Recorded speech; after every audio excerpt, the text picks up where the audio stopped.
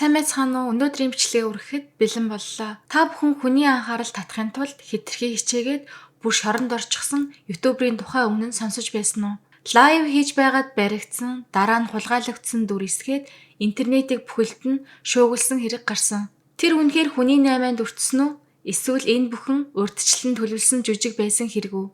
Энэ нэргийн гол эзэн нь Нанчан 31 настай 50 хүн. Нанчан ямар төрлийн контент хийдэг байсан бэ гэвэл тэр сүнс байдаг гэдэгт итгэж аимшигтай хаягдсан барилгууд оршуулгын газар шиг харагддаг газруудаар орж тэндээс шууд лайв хийдэг байсан. Ийм төрлийн сэдв нь хүмүүсийн сонирхлыг их татсан болохоор 2020 он түүний YouTube суваг маш их хандлт авсан. Анх 12 мянган дагагчтай байсан бол 120 мянган дагагчтай болж огцом өссөн байна. Гэхдээ тэр яаж ийм олон дагагчтай болсон гэж бодож байна.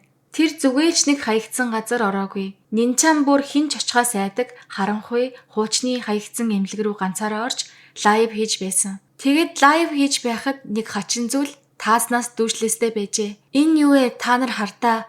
Энэ юу юм бол гэд камера тэр зүг рүү харуултал тэр зүйл нь цогцос байж таарсан. Нинчан гинэд цочин чангаар орлоод айлтандаа цухтаагаад гарчээ. Ийм зүйл шууд лайваар цацагдсан болохоор хүмүүсийн анхаарлыг маш их татаж дагагчийн тоон огцом өссөн юм. Бүх зүйл шууд лайваар цацагдсан болохоор үдсэн хүмүүсийн ихэнх нь цочирдож бүр шоконд орсон. Зарим нь жүжигл байлгүй дээ гэж ихэндээ эргэлзэж байсан ч жинхэнэ цогцос байсан гэдг нь албан ёсоор тогтоогдсон юм. Ийм төрлийн явдал зөвхөн Тайванд ч биш Солонгост өмнө нь гарч байжээ. Жишээлбэл 2017 онд Бусан дахь нэг далайн эрэг дээр цогцолдож байсан. Мөн Камон аймгийн хөдөө орон нутагт орших 10 гаруй жил хаягдсан нэгэн байшингаас бас цогцос гарч ирсэн удаатай. Тэгээд өнгөрсөн жил бас нэгэн ютубер хаягдсан байшинд орж лайв хийж байхдаа цогцолсон гэж мэдээлж байсан тохиолдолч бий. Ямартай ч Нинчаны олсон тэр цогцос нь зүгээр нэг хаягдсан зүйл биш байсан юм. Тэр нь хэдэн сарын өмнө сургаггүй алга болсон хүн болох нь тогтоогдсон. Харамсалтай нь тухайн үед цагдаа нар хэрэг дээр хангалттай үр дүнтэй ажиллаж чадаагүй, бараг л хэрэг шалгах ажиллагаагаа зогсоох төгсөн байсан гин. Харин Нинчан шууд лайв хийж байхдаа тэр хүний цогцсыг олсноор байдал огт өөрөөр эргэжээ. Түүний бичлэгүүд мэдээнд гарч олон нийт энэ хэргийг анхаарч үзэх болсон. Хүмүүс хэрэг илрүүллээ гэж Нинчаныг жинхэнэ баатар мэт хүндэтгэж эхэлжээ. Мэдээж энэ явдлын дараа түүний YouTube сувгийн дагагчийн тоон 120 мянга хүрч орлого нь нэмэгдсэн. Ингээд Нинчан илүү өргөн хүрээнд олон улсын хэмжээний контент хийхээр шийдэж Япон, Малайз зэрэг олон улс руу аялаж бичлэг хийдэг болсон байна. 2024 онд тэрээр Камбож явах болсон юм. Камбожид үнэхээр хүний наймаа байдаг гэж юу? Хүмүүс зөвхөн цуурхал гэд итгэдэггүй штэ. Тэгвэл би энэ бүхний бодит байдлыг өөрийн нүдээр үзүүлж шууд нэвтрүүлгээр харуулъя гэж Нинчан бодсон. Энэ бол маш их эрсдэлтэй шийдвэр байсан ч тэр зориг гаргаж Камбож руу нисжээ. Камбож улс нь Аз тивд хүний наймаатай холбоотой асуудал ихтэй улсуудын нэг гэж тооцогддог. Солонгосын KBS телевиз өөр олон баримтад нэвтрүүлгүүдэд ч энэ тухай тусгай дугаар гаргаж сурвалжилж байсан. Ихэнх тохиолдолд ажилгүй, санхүүгийн асуудалтай залуусыг гадаадад өндөр цалинтай ажил олж өгнө гэж амлаж хуурч аваачдаг. Гэвч очиход байдал огтур. Тэдний гар утсыг нь хурааж, өрөөнд хорж, зодож, хүчээр ажилуулдаг. Заримыг нь бүр захин заллингийн сүлжээнд ашигладаг байна. Тэнд очисон хүмүүсийн ихэнхийг гар утсаар хүн хуурах, захим лөөвөр хийх, эсвэл хайр дурлалын нэр барьж гадны хүмүүсийг заллах ажилд хүчээр ашигладаг. Тэдэнд зүхтах ямар ч боломж байхгүй. Хэрвээ хэн нэгэн зүхтахыг оролдвол шууд баригдана. Хамгийн аимшигтай нь чи онгоцны буудлын руу зүхтаагаад ч нэмэргүй. Тентхийн цагдаа нар хүртэл манай талд байгаа шүү гэд айлган сүрдүүлдэг байсан гэж зүхтаж чадсан хүмүүс ярьдаг. Энэ бол зүгээр нэг гэмт хэрэг биш, бүр зохион байгуулалттай, маш өргөн хүрээтэй сүлжээ байлаа. Ийм л аюултай аимшигтай газар руу Нинчан зориг гаргаж ганцаараа очсон. 2024 оны 2 сарын 12-нд тэр Камбожид ирээд China Town гэдэг дүүргийн Кайбо хэмээх бүс рүү явжээ. Энэ газар анх харахад зүгээр л ердийн 8 давхар орон суусан шиг харагддаг. Гэхдээ ойртоод очихоор байдал огтур. Гадаа нь төмөр тороор хүрээлсэн хаасайгүй өндөр хүчтэлийн шон суйрлуулсан харуул хамгаалтын зэвсэгтэй. Яг л хорих газар шиг аимшигтай. Тэгвэл энэ барилгын дотор яг юу байдгийг та төсөөлж байна уу? Тэнд Хятад, Солонгос, Вьетнам, Тайван гээд олон орны залуусыг хүчээр хордог. Тэднийг уцаар хүн хуурах, захим лөөвөр хийгэж байнга дарамталдаг. Зарим нь хулгайлагдаж ирсэн бол зарим нь өндөр салентай ажилд орно гэж итгэж ирсэн ч энд ирээд яг л боол шиг амьдрах болдог. Нинжан тэр өдөр шууд камераа асаагаад лайв хийж эхэлсэн. Энэ бол Кайба бус. Би яг одоо дотгош орж үзье гэж зоригтойгоор хэлээд камераа асааж алхаж эхэлжээ. Гэтэл гинэд цэрэг хувцастай нэг хүн гарч ирээд нүдрүүнд гэрэл тусгав. Тэр гэрэл цочсон Нинжан гинэд сандарч цухтааж эхэлжээ. Ингээд л удалгүй бичлэг тасарч камер нь унтарсан. Харин лайвын сүүлчийн хэсэг дээр камер нь газар унсан байдалтай доош харчихсан байсан. Тэнд зөвхөн шалан дээрх сүүдэр хөдөлгөөнгүй харанхуй дүрсэл үлдсэн. Ямар ч чимээ байхгүй, ямар ч хөдөлгөөн байхгүй, яг л ямар нэгэн аюул тохиолдсон мэт айдас төрүүлэн мөч байлаа. Үүнийг шууд үзэж байсан үзэгчид бүгд цочирдож сандралд орсон. Яг юу болоод байна? Нинчан зүгээр байгаа болов? Хин нэгэн барьчихсан юм биш биз гэх мэт сэтгэлдүүд шууд дамжуулалтын коммент хэсэгт цуурч эхэлжээ. Энэ бичлэг TikTok, Instagram, Twitter, YouTube гээд бүх сошиал платформ дээр тарж хэдхэн минутын дотор хэдэн мянган хүний анхаарлыг татсан. Зарим үзэгчид зүгээр хараад сууж чадаагүй. Шууд гадаад хэргийн яам Камбож дахь Тайваны элчин сайдын яам руу мэдэгдэл өгч Нинчан аюулд орсон яаралтай шалгаж өгөө чимээн хандсан байна.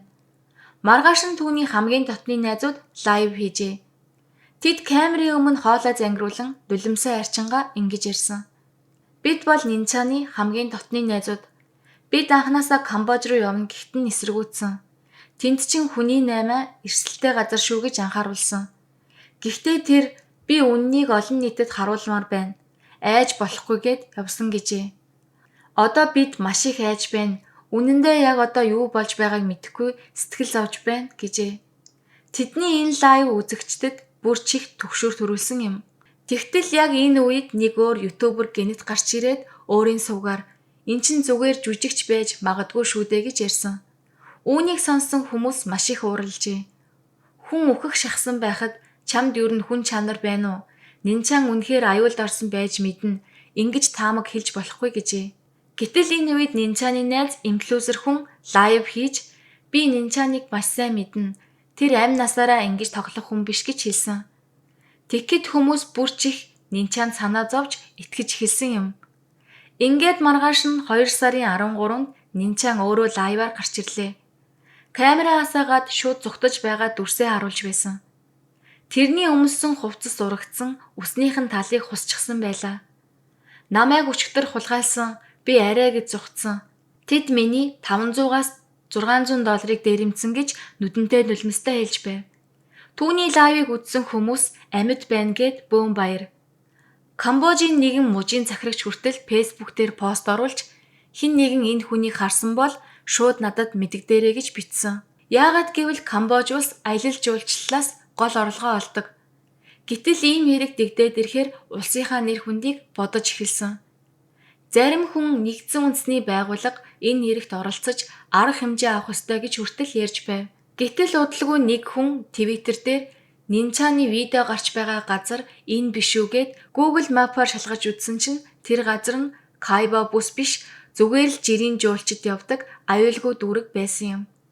Цааш шалгаж үзтэл Нинчаныг хулгайлсан гэх хүн нь зүгээр л өөрийнх нь найз байж таарсан.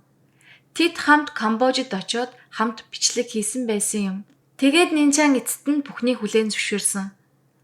Уучлаарай би зүгээр л хандлт авахын тулд жүжиглсэн юм гэж хэлсэн. Камбожийн цагдаа нар үүнийг сонсоод маш их уурлаж тэр хоёрыг шууд баярлавчилжээ. Тэдний чиндамнаас юу гарсан гэж хуурамч цэргийн хувцас, хуурамч цус, зориуд урагдсан подолк. Яг үнэндээ тэдний бичлэг хийсэн тэр барилга нь аялал жуулчлалын газрын арт талын зүгээр нэг хоосон байр байсан гин. Тэгэхээр бүгд жүжиг байжээ. Ингээд бүх зүйл ил болж Камбожийн нэр хүндийг гутаасан хэрэг болж хуурсан юм. Камбожийн ард иргэд маш их уурлаж энэ хүнийг битгий Тайван руу буцаа, энд ял идэх ёстой гэж бухимдсан. Урд нь баатар байсан Нинчан одоо шууд төрийн дайсан болчихлоо. 3 хоногийн дараа шүүх хурал болж тэдэнд 2 жилийн ял оноожээ. Хүмүүс хэтэрхий хурдан шийдчихлээ, харин ч бага ял өгсөн байна гэж шүмжилж байв. Камбожийн шорон гэдэг бол үнэхээр хүнд нөхцөлтэй. Ор хүрэлцдэггүй зарим хорих ангид хүмүүс бүгд ковид туссан ч эмч бараг ирдэггүй. Ус уухын тулд хүртэл хахуул өгөх хэрэгтэй. Хэрвээ үр тавьж хаад төлж чадахгүй бол шууд зоддог гин. Ийм газарт Нинчан найзтайгаа хамт хоригдсон юм. Камбожийн ерөнхий сайд хум маань хүртэл мэдэгдэл хийсэн. Над руу хэн нэгэн залгаж Нинчаны ээж нь өвчтэй байна. Тиймээс нутаг буцааж өгөөч гэж гуйсан. Гэхдээ би шууд татгалцсан. Ээж нь өвчтэй юм бол гэртээ байхгүй яасан юм бэ? Тэр залуу бидний нэр хүндийг гутаасан гэж тэр хэлжээ. Мөн Камбожийг зорих гэж байгаа бүх ютубер инфлюенсерүүдэд хандаж хатуу анхааруулсан. Та нар хуурамч контент хийвэл амьдралынхаа үлдсэн хугацааг манай шоронд өнгөрөөх болно шүү гэсэн. Сошиал хэрэглэдэггүй хүн гэж одоо бараг байхгүй болсон. Гэхдээ хүний анхаарал татах гэж ингэж туйлширч хүний амьдрал, улсын нэр хүндийг золиослох нь арай дэндэж байна. Үнэхээр нэг удаа бодож тунгаах цаг иржээ. Энэ бол Нинчаны явдлаас бидний ойлгох хамгийн том сургамж юм. Өнөөдрийн бичлэг энэ хүрээд дуслаа. Дараагийн бичлэгээр уулзцгаая.